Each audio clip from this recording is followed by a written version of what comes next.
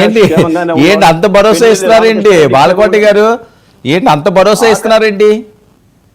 జరుగుతున్న చరిత్ర చెప్తున్నా. మరి దాగుడు మూతలు నేను చెప్పాను. ఇప్పుడు ఆర్జీవీని అరెస్ట్ చేశారా ఏంటి? అంటే మంచి పుష్పాలు అంటే వాళ్ళు తప్పు చేయటం లేదా? కాదండి, ఇక్కడ రెండు అంశాలు.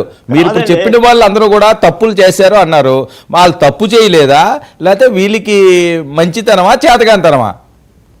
వాళ్ళు తప్పు చేశారా ఇలా తప్పు చేశారా కాదు. తెలంగాణలో పుష్పరాజుని కారణం ఉన్నా లేకపోయినా అరెస్ట్ చేసి 4 గంటలు జైల్లో పెట్టారు కదా.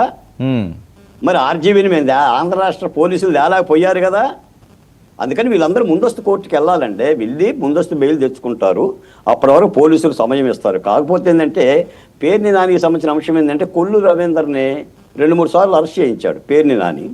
కాబట్టి మంత్రి గారికి కొంత కోపం ఉంటే ఉండొచ్చు, కానీ అయినా కూడా పేర్ని నానిని అరెస్ట్ చెయ్యరు, అరెస్ట్ చెయ్యబోరు.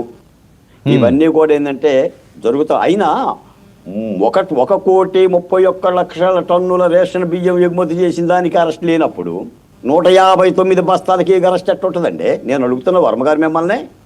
ఇక్కడ పేర్ని నాని గారు గోదాంలో దొరికింది 189 బస్తాలే. ఇక్కడ షిప్పులు బాగాలేదు కదా. కాబట్టి ఏదో నష్టపరిహారమో లేదా ముందస్తు బెయిలో ఏదో చూసుకుంటారు. ఏదేమైనా నేను ఒక మాట చెప్తాను సార్, ప్రజలైతే అన్నీ గమనిస్తారండి, అన్నీ చూస్తారు.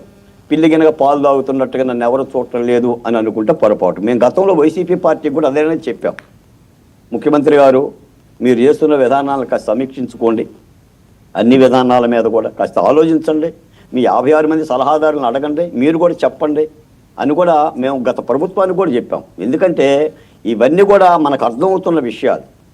పోనీ ఇప్పుడు మీ డిబేట్లో చెప్తా, పేర్ని నానిని అరెస్ట్ చెయ్యరు అని నేను అంటున్నా. మీరు ఇదే సమయం చూసుకోండి, మళ్ళీ 10వ రోజు కూడా ఇదే చర్చ పెడతారు, చక్కగా హైకోర్టు బెయిల్ తెచ్చుకుంటారు. కాబట్టి అలా జరుగుతూ ఉంది. జరుగుతున్న వాటిని చూస్తున్నాం. ఇప్పుడు మనం దాచి ఎక్కడ చెప్పాను నేను, ఇదిగో రేపు వేసేస్తారు, మంగళవారం వేసేస్తారు అని చెప్పేసి. ఇప్పుడు జగన్మోహన్ రెడ్డి గారు 12 ఏళ్ళు అయిందండి కేసుల మీద, ఆయన కోర్టుకు పోలా. కూటమి ప్రభుత్వం రాగానే కాదండి వేయలేదని మీరు బాధపడుతున్నారా, వాళ్ళు తప్పు చేయలేదు ఎందుకు వేస్తారని అంటున్నారా? నాకు అర్థం కాలేదు ఆ రెండుని. ముందస్తు కోర్టుకి వెళ్ళి ముందస్తు బెయిల్ తెచ్చుకోవచ్చు కదా వర్మ గారు.